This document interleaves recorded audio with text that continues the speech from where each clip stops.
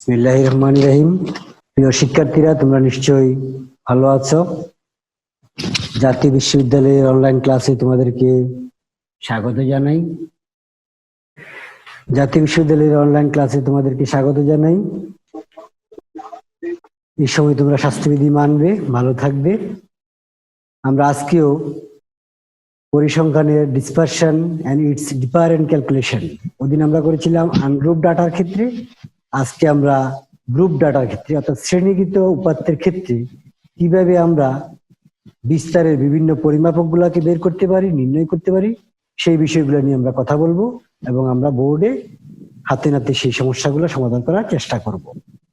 আজকের ক্লাসে আমি তোমাদের সাথে আছি মোহাম্মদ জামাল উদ্দিন, সহকারী অধ্যাপক, রাষ্ট্রবিজ্ঞান বিভাগ, এমসি কলেজ, সিলেট।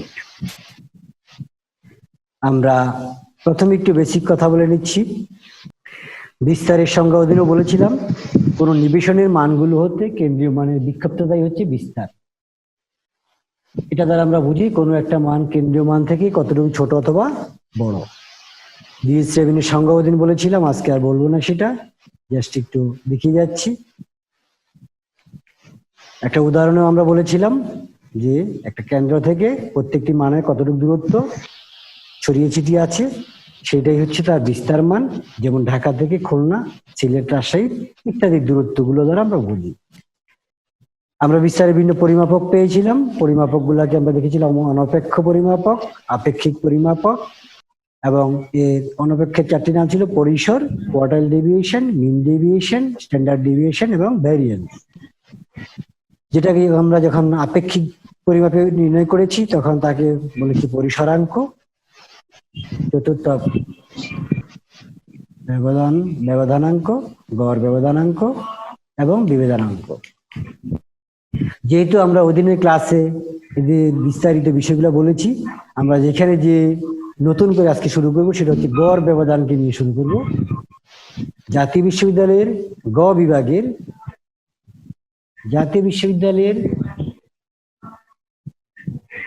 গ বিভাগের একটি 10 নম্বরের অঙ্ক থাকে, গড় ব্যবধান নির্ণয় করো, অথবা পরিমিত ব্যবধান নির্ণয় করো, অথবা বেদাঙ্ক নির্ণয় করো, অথবা বিভেদাঙ্ক নির্ণয় করো। আমরা ঠিক সেই দিক থেকে লক্ষ্য করেই আজকে চেষ্টা করব তোমাদের সাথে এই গড় ব্যবধান এবং পরিমিত ব্যবধান নির্ণয় করতে। প্রথমে একটু বলে নিচ্ছি, পরিসর এবং চতুর্থক ব্যবধানের চেয়ে গড় ব্যবধান হলো অধিক প্রতিরোধশীল হওয়ার তুলনামূলকভাবে এর ব্যবহার বেশি। ছোটখাটো তথ্য সারির এবং অবিন্যস্ত তথ্য সারিতে ইহার নির্ণয় সহজ হয়। বাণিজ্যিক পূর্বাভাস প্রদানের ক্ষেত্রে গড় ব্যবধান নির্ণয় করা হয়। কোন সম্প্রদায় বা গোষ্ঠীর সম্পদের বিন্যাস জানার জন্য গড় ব্যবধান নির্ণয় করা যায়। শিক্ষার্থীরা, তোমরা কি আমাকে শুনতে পাচ্ছ কিনা? শিক্ষার্থীরা আমাকে শুনতে পাচ্ছ কিনা? জি স্যার। জি স্যার। তোমরা কিন্তু মিউট করে দিও আবার পরে তোমাদের সাউন্ড। আমরা এখন গড় ব্যবধানের সুবিধাগুলোকে একটু বলে নিচ্ছি।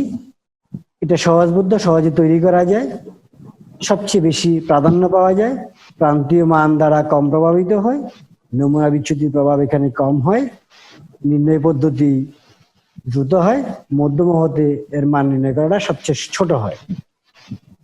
আর অসুবিধাগুলোকে একটু দেখিয়ে দিচ্ছি। চিহ্ন বর্জন সমস্যা, যেহেতু পরম মান থাকে, অনেক সময় যোগ হবে না বিয়োগ হবে, বুঝতে কষ্ট হয়।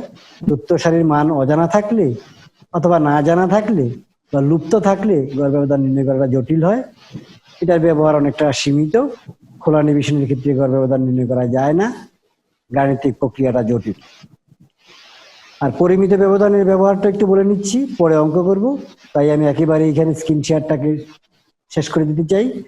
নির্ভরযোগ্য ফল পাওয়া যায়, কেন্দ্রীয় মানে নির্ভরযোগ্যতা যাচাই করা যায়, তুলনার ক্ষেত্রে পরিমিত ব্যবধান ব্যবহৃত হয়, পার্থক্যে যথাযথ যাচাই করা যায়, নমুনার আকার নির্ধারণ করা যায় সহজে, তথ্য সারির অবস্থা চিহ্নিতকরণ করা সম্ভব হয়, এবং সামাজিক গবেষণায় পরিমিত ব্যবধানের ব্যবহার লক্ষ্য করা যায়।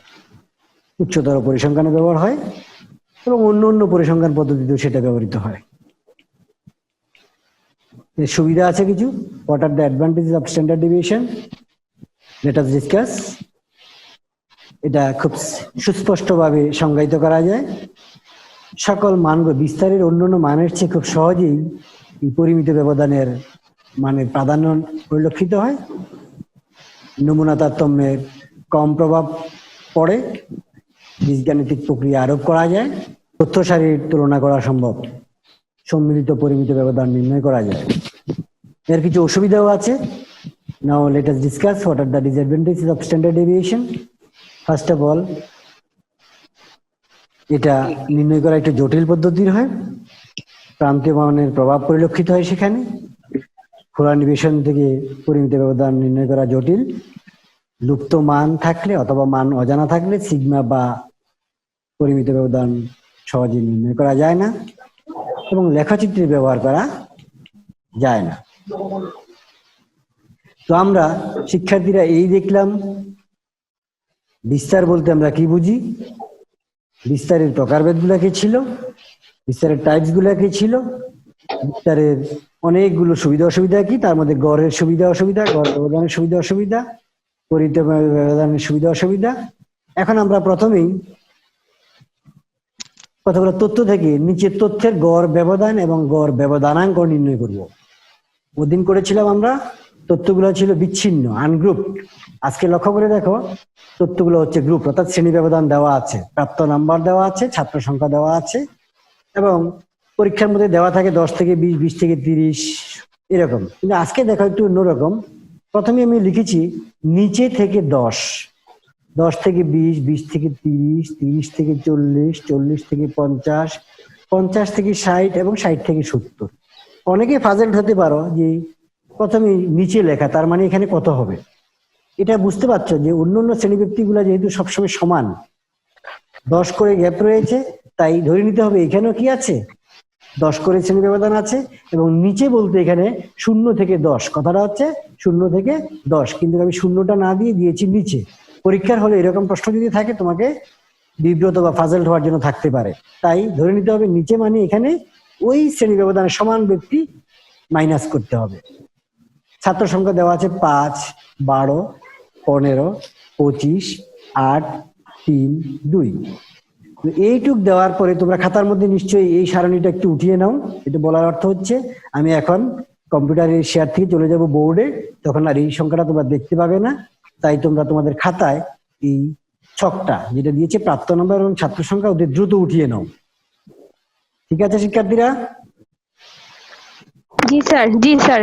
তোমরা কি উঠিয়েছো লেখাটা? জি স্যার। প্রাপ্ত নাম্বার এবং ছাত্র সংখ্যা লেখা শেষ করো। হ্যাঁ তানজিনা তুমি শেষ করেছো, বাকিদের রেসপন্স পাচ্ছি না। যদি লেখা শেষ হয়ে থাকে তাহলে আমি এখান থেকে আমরা চলে যাব বোর্ডে। তো শিক্ষার্থীরা আমরা প্রথমেই দেখো, তোমরা কি বোর্ড দেখতে পাচ্ছ? জি স্যার।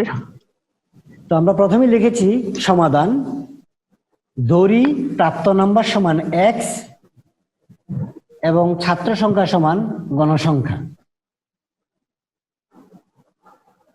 প্রাপ্ত নাম্বার দেওয়া ছিল তাই সেটাকে x ধরেছি, এবং ছাত্র সংখ্যা সমান, ধরি প্রাপ্ত নাম্বার সমান, একটু লিখে নিচ্ছি, প্রাপ্ত নাম্বার সমান শ্রেণী ব্যবধান, শ্রেণী, প্রাপ্ত নাম্বার সমান কি লিখেছি, শ্রেণী ব্যবধান।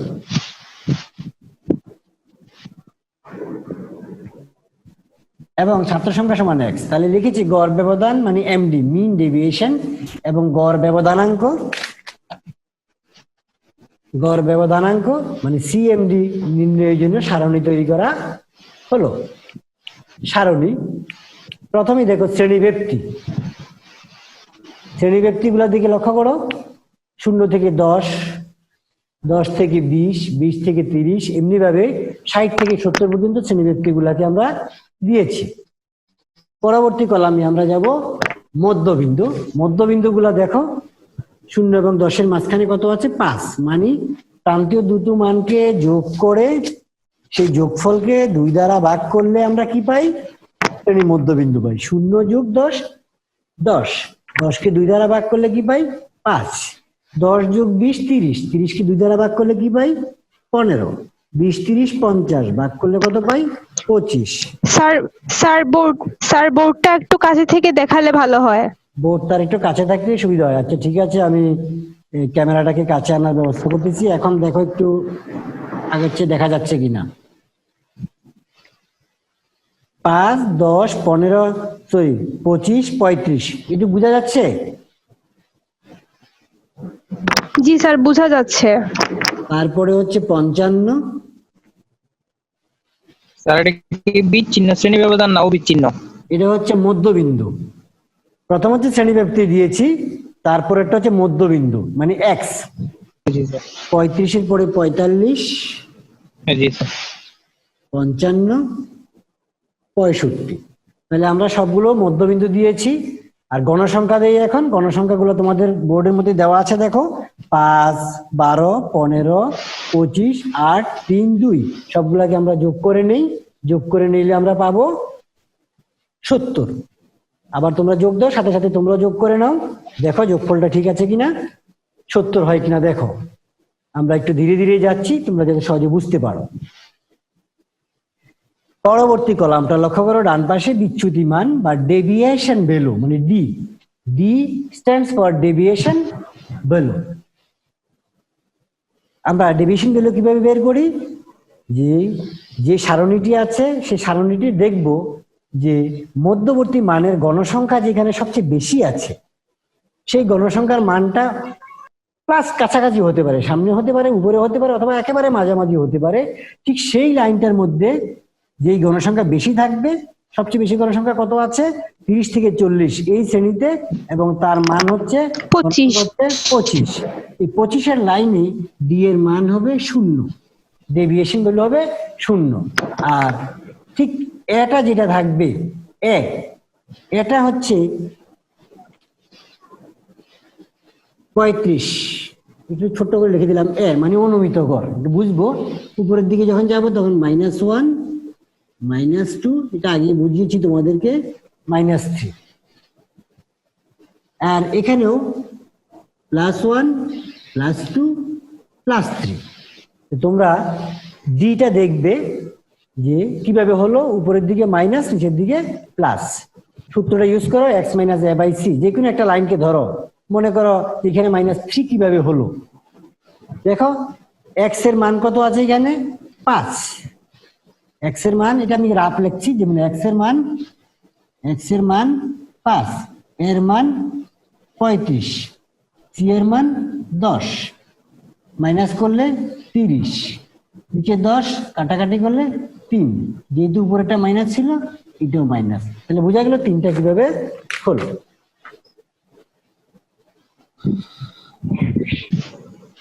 আমরা পরের কলামে চলে যাই। এফ ডি অর্থাৎ f ইন্টু ডি, গণসংখ্যা এবং বিচ্যুতি সংখ্যার গুণফল।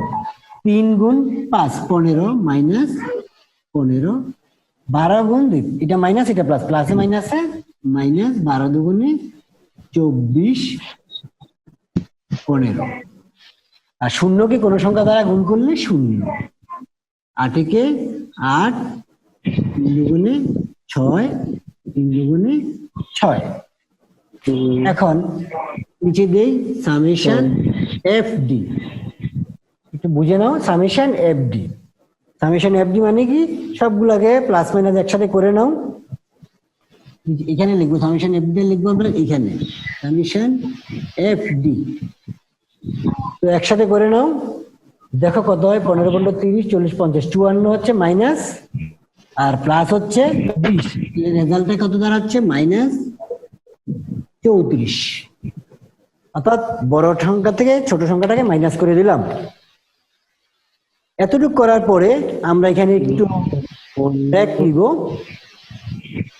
এখন আমাদেরকে বুঝার বিষয় হচ্ছে পরবর্তী কলামটা আমরা যাব। পরবর্তী কলামটি যাওয়ার পূর্বে আমাকে আর একটা কাজ করতে হবে। এটা হচ্ছে তোমাদের খাতার মধ্যে আর কলাম বাড়বে, আমি ডান পাশে, তোমরা খাতার নিচে লিখবে। আমি বোঝার জন্য খাতার ডান পাশে লিখতেছি। প্রথমে আমাদেরকে যোজিত গড় বের করতে হবে। যোজিত গড় মানে x বার। গড় ব্যবধান নির্ণয় করতে হলে বিজিত গড় বের করতে হবে, এক্স বার করতে হবে। এক্স বারের সূত্রটা আমরা কি জানি? সামেশন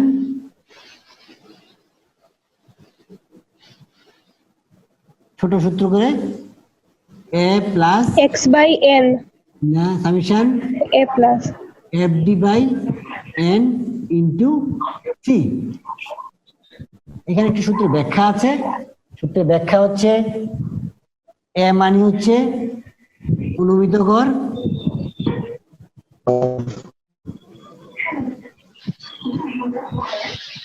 সামেশন এফ ডি মানে হচ্ছে গণসংখ্যা এবং বিচ্যুতি সংখ্যার গুণফলের সমষ্টি, যার মান ছিল এখানে সংক্ষেপে লিখলাম 34, এন মানে ছিল মোট গণসংখ্যা 70, আর সি এর মান জানো শ্রেণী ব্যবধান মানে ছিল 10। তাহলে এখানে আমরা এর মান কত পেয়েছিলাম মনে আছে? 35 অনুমিত গড়, ঠিক আছে, প্লাস সামেশন এফ ডির মান ছিল 34, এন এর মান 70, সি এর মান 10, 35 প্লাস 70 বাই মাইনাস 340। আবার দেখো 35 এখন প্লাসে মাইনাসে মাইনাস হয়ে গেল, 70-কে 340 দিয়ে যদি গুণ করি আমরা কত হচ্ছে? 4.86। এখন যদি এখানে আমরা মাইনাস করে নেই 30.14, সুতরাং এক্স বার ইকুয়াল টু 30.14। মাথায় রাখতে হবে আমাদের গড়ের মান কত পেলাম? 30.14। এটা তোমাদের খাতায় লিখে রাখো।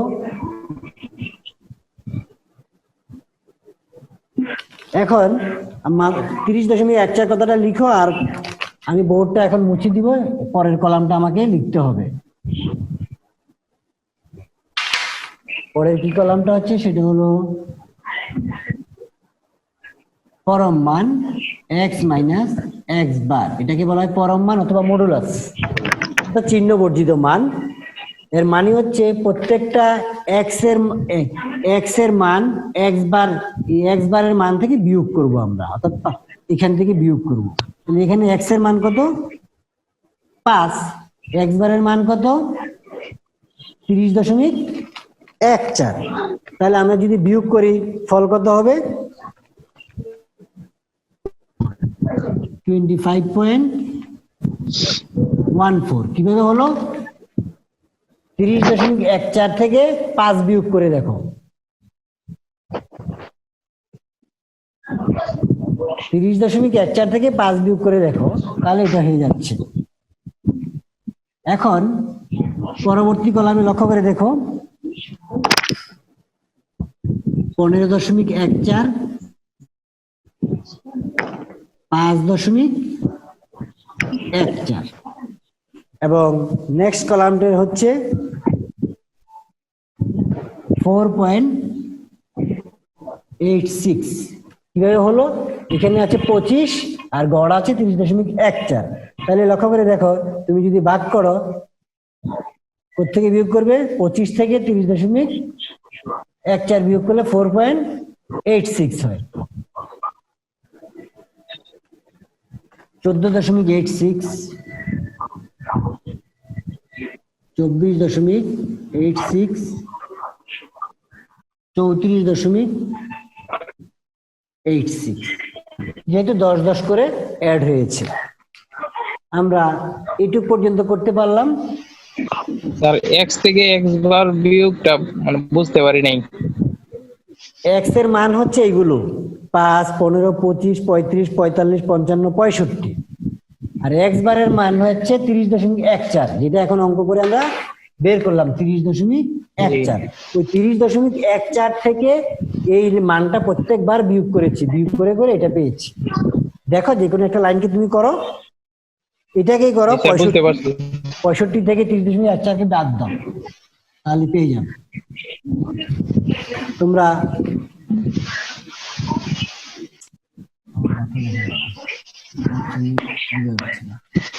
তারপরে এফ পরম মান এক্স মাইনাস এক্স বার, এখানে দেখো আরেকটা কলাম বেড়ে গেছে, এফ হয়ে গেছে, মানে আরেকটা কি হয়েছে এফ। এতক্ষণ ছিল শুধু এক্স মাইনাস এক্স বার, এখন হলো এফ পরম মান এক্স মাইনাস এক্স বার। অর্থাৎ যেই মানটা আছে সেই মানটার সাথে যে গণসংখ্যা আছে সেটাকে গুণ করতে হবে। 25.14 আছে তার সাথে গণসংখ্যাকে গুণ করতে হবে। আমি করে দেখাচ্ছি। একটু তোমরা ক্যালকুলেটর ইউজ করো। তোমরা 125.70 কিভাবে করেছি, 25.14 গুণ 5, এরপরে 15.14 কে 12 দিয়ে গুণ করো, দেখো কত হয়, 181.68। পরেরটা কলাম দাও, 77.10। পরেরটা 121.50।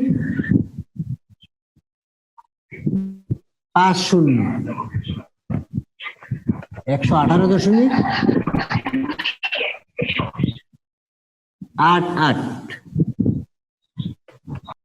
74.58।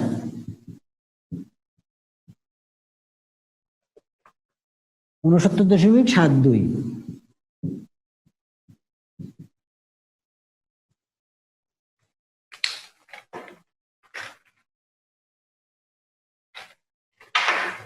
এই গুণটা তোমরা করে করে বের করো প্রত্যেকটা লাইনের সাথে। দেখার সাথে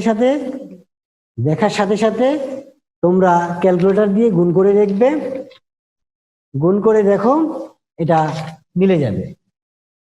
এটুক করার পরে পরবর্তী কাজ সামেশন, মানে সবকিছু দিয়ে সামেশন এফ পরম মান এক্স মাইনাস এক্স বার সমান সমান, সবটাকে যোগ দাও।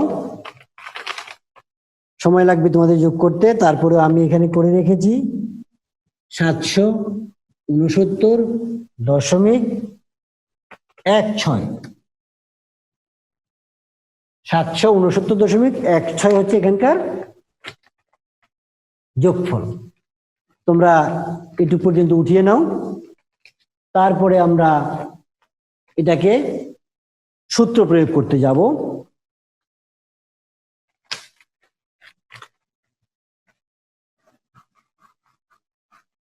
সূত্র যখন আমরা প্রয়োগ করব,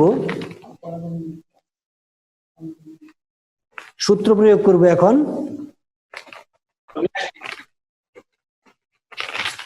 আমি একটু মিটিয়ে নিয়ে ফেলবো সবটা। জানি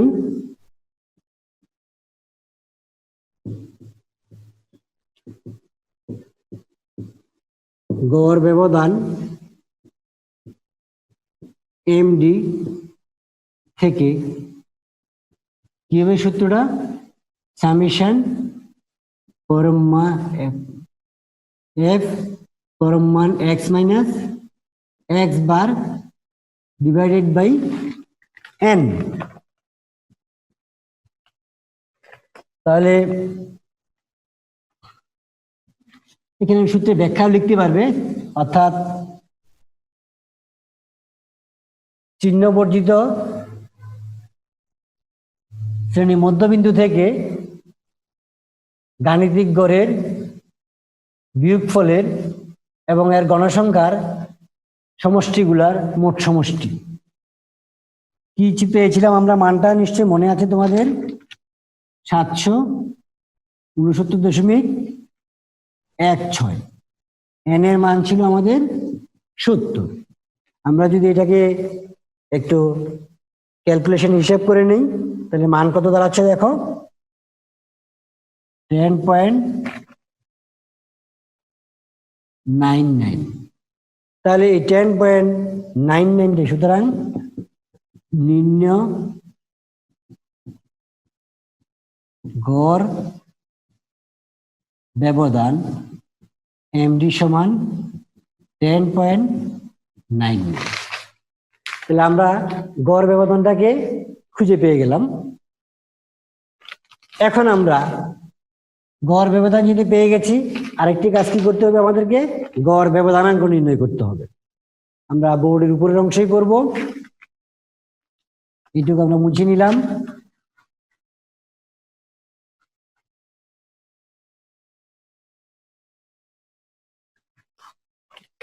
এখন আমরা ব্যবহার করব গড় ব্যবধানাঙ্ক বা সিএমডি।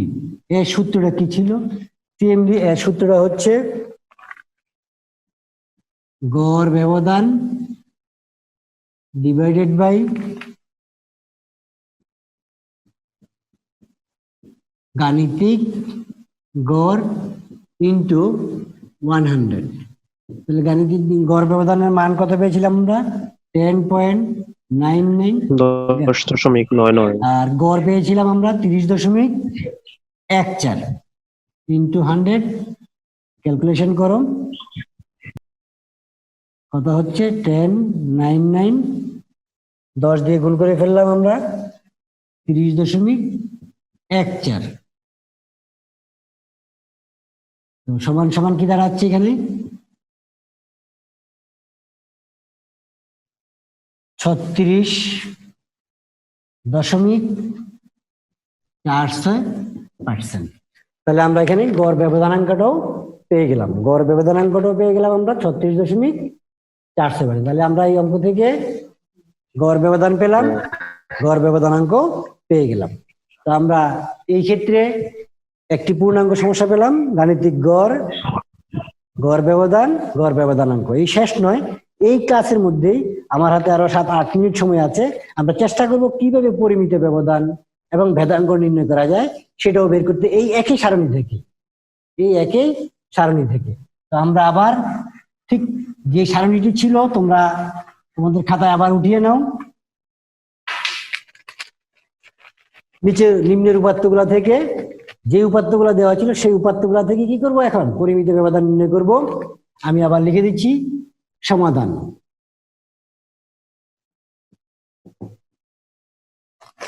সারণী কিন্তু একটি, গড় ব্যবধানের যে সারণীটি ছিল সেই সারণীটির সাহায্যে আমরা করব। তাহলে সমাধানটা কি লিখব? লিখব পরিমিত ব্যবধান, অনেকগুলো নাম আছে, পরিমিত ব্যবধান, আদর্শ ব্যবধান, আদর্শ বিচ্যুতি, সব লিখলাম না। বেদাঙ্ক, এর আরো একটি নাম আছে, সেটা হচ্ছে বিস্তার মান। এবং বিভেদাঙ্ক, এর আরো একটি নাম আছে, সেটা হচ্ছে ব্যবধানাঙ্ক নির্ণয় করার জন্য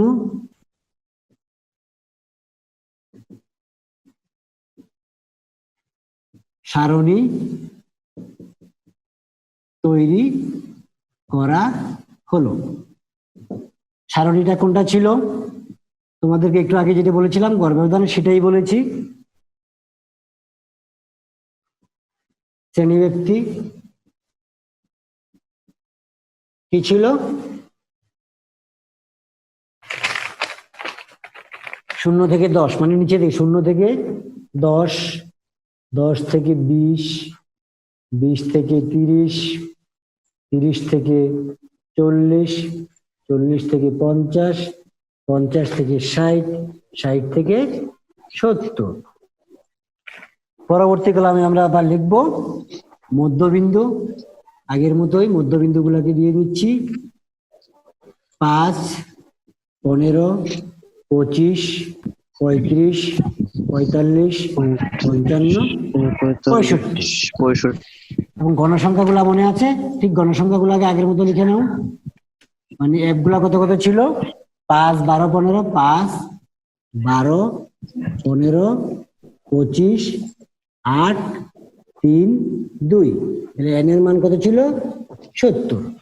এই পর্যন্ত আমরা জানতে পারলাম। পরের কলামটাকে আমরা করব শ্রেণী মধ্যবিন্দু এবং গণসংখ্যার গুণফল, অর্থাৎ সংক্ষেপে লিখে ফেললাম এফএক্স। শ্রেণী মধ্যবিন্দু এবং গণসংখ্যার গুণফল এফএক্স।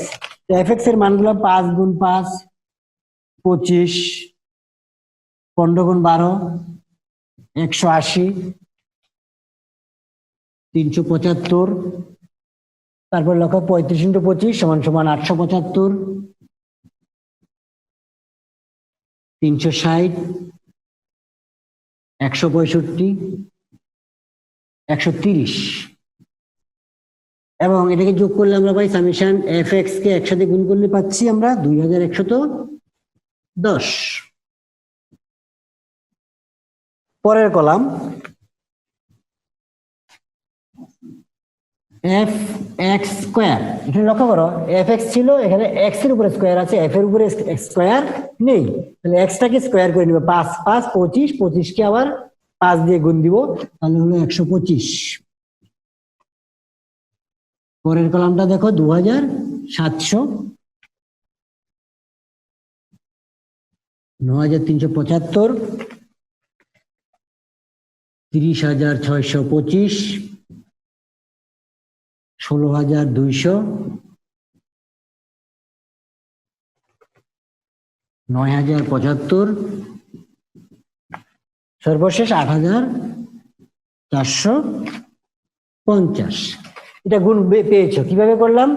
মনে করো এই যে এক্স 65, কে 65 দিয়ে স্কোয়ার করলাম, করে সেটাকে এফ দ্বারা গুণ করে দিচ্ছি, তাহলে মোট গুণ। এখন কি করবো? সামেশন, এটাকে সামেশন এফ এক্স স্কোয়ার এর মান কত পেলাম আমরা? 74550। এখন এটুকু পাওয়ার পরে আমাদের প্রথম কাজ হচ্ছে পরিমিত ব্যবধান নির্ণয় করব।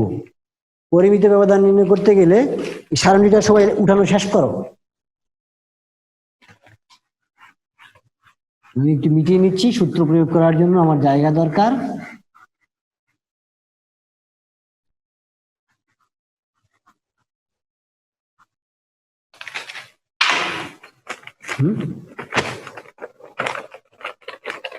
শেষ করতেই হবে। তা আমরা আবার লিখবো পরিমিত ব্যবধান বা সিগমা ইকুয়াল টু, সূত্রটাকে কাজে লাগাই, সূত্রটাকে উঠিয়ে নাও,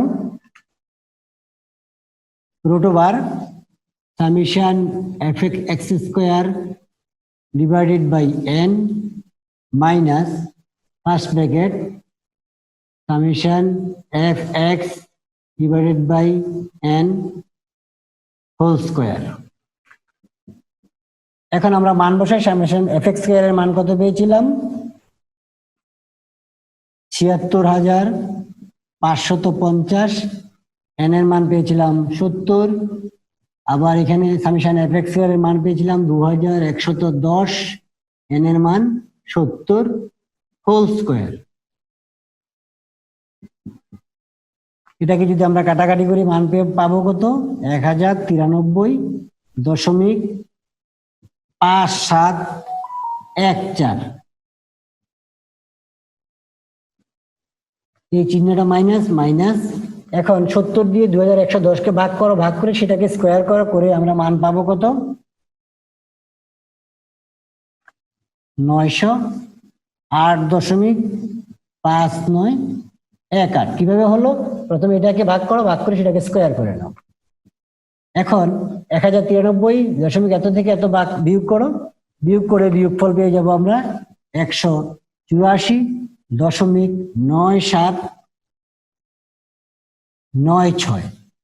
সেটাকে আমরা এখন রুটটা উঠিয়ে দাও, এইটার উপরে রেখে ক্যালকুলেটর প্রেস করো, তাহলে মান বাড়াবে 184.979, এর মান দাঁড়াচ্ছে 13.60। তাহলে আমরা পেলাম কি? নির্ণেয় পরিমিত ব্যবধান মানে সিগমা সমান সমান হচ্ছে 13.60। তাহলে আমরা পরিমিত ব্যবধানটা নির্ণয় করতে পারলাম। ঠিক শিক্ষার্থীরা, তোমরা কি আমাকে শুনতে পাচ্ছ? জি স্যার। আমরা জি স্যার। আগে যে অঙ্কটা করেছিলাম সেখানে পরিমিত ব্যবধান নির্ণয় করেছিলাম, যে টাইম শেষ হয়ে গেছিল জুমের, আমরা বাকি অংশটুকু করিনি। বেদাঙ্ক, তাহলে বেদাঙ্কটা কি? পরিমিত ব্যবধানের বর্গকে বলা হয় বেদাঙ্ক। আগের রেজাল্ট আমরা কত পেয়েছিলাম মনে আছে? সেটার রেজাল্টটা পেয়েছিলাম আমরা 13.60 পেয়েছিলাম, তাই না? জি স্যার। জি স্যার। এখন এটাকে দেখবে যে বেদাঙ্ক করবো। বেদাঙ্ক করতে হলে তোমরা আমাদের বোর্ডের দিকে তাকাও একটু। আমরা জানি বেদাঙ্ক মানে সিগমা স্কোয়ার, আগেরটা কিন্তু সিগমা ছিল, স্কোয়ার ছিল না, আর এখন কিন্তু স্কোয়ার আছে। বেদাঙ্ক এবং পরিমিত ব্যবধানের মধ্যে তফাৎটা কিন্তু এটা। সূত্রটা হচ্ছে কি summation F X square divided by N minus summation F X by N whole square. আর এখানে একটা রুট ছিল, রুটটা এখন আর রুট ওভারটা নেই, বর্গমূল চিহ্নটা উঠে গেছে। তোমরা সবাই তাহলে এই সূত্রটাকে একটু লিখে নাও।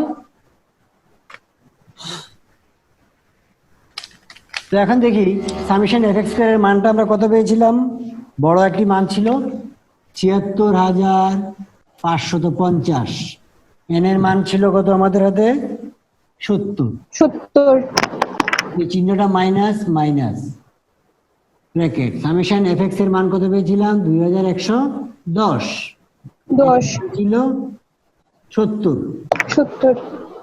আবার দিলাম ক্লোজ করে, এখানে একটা কি আছে, হোল স্কোয়ার। তাহলে আমরা ৭৬,৫৫০ ভাগ ৭০ ক্যালকুলেটর ইউজ করে দেখো কত হয়। ৭৬,৫৫০ ডিভাইডেড বাই ৭০ সমান সমান ১০৯৩.৫৭14। ১০৯৩.৫৭14 মাইনাস মাইনাস। আবার লক্ষ্য করো ২১১০ ডিভাইডেড বাই ৭০। ২১১০কে ৭০ দিয়ে ভাগ করো, ভাগ করে সেই ভাগফলটাকে স্কোয়ার করে ফেলো। তাহলে এটাকে স্কোয়ার করবে একবার, এটাকে করবো আরবার স্কোয়ার করে, আবার কাটাকাটি করবো, সেটা অনেক সময় নষ্ট হয়। তার চেয়ে বরং এখন তাহলে ২১১০ ডিভাইডেড বাই ৭০ এবং স্কোয়ার করলে কত হয়, ৯০৮.5918। দেখো করে তোমরা, তোমাদের হাতে ক্যালকুলেটর আছে, হিসাব করো ২১১০ ভাগ ৭০, সেই ভাগফলটাকে বর্গ করো, স্কোয়ার করো, করলে ৯০৮. লক্ষ্য করবে পরিমিত ব্যবধান এবং বেদাঙ্ক এই দুটি মানের ক্ষেত্রে আমরা দশমিকের পরে কমপক্ষে ৩ গড় যাব, ৪ গড় যেতে পারলে ভালো, কিন্তু এর চেয়ে কম গড় 2 গড় নয়, কারণ এটার মাপটা একেবারেই পুঙ্খানুপুঙ্খানুভাবে হবে। তাই পরিমিত ব্যবধান এবং বেদাঙ্কের ক্ষেত্রে আমরা দশমিকের পরে 4 গড় পর্যন্ত রাখবো, যাতে করে পয়েন্ট পর্যন্ত ডিফারেন্স মানের বেশ বৈষম্য না আসে। তাহলে এখন এই দুটো মান থেকে বিয়োগ করি আমরা, বিয়োগফল কত আসলো, ১৮৪.৯৮। তাহলে এইটুকু পেয়ে গেলাম, ১৮৪.৯৮। আর একটু কম বেশি আছে, দেখো তোমরা 4 ঘর করলে ওই তখন আবার 2 ভাগের নিয়ে এসছি। সুতরাং নিম্ন বেদাঙ্ক সিগমা স্কয়ার ইকুয়াল টু 184.98। তাহলে আমরা এখানে বেদাঙ্ক পেলাম। তোমরা কি বুঝতে পেরেছো? একবার আগের অঙ্কের দিকে লক্ষ্য করো, পরিমিত ব্যবধান, সেখানে লক্ষ্য করে দেখো আমাদের ১৮৪.৯৮টা ছিল, কিন্তু তার উপরে একটা কি ছিল, বর্গমূল চিহ্ন ছিল। বর্গমূলকে টিপ দেওয়ার পরে আমরা পেয়েছিলাম কত, 13.60। তখন ছিল সেটা পরিমিত ব্যবধান, অর্থাৎ কি মানে দাঁড়াচ্ছে কি,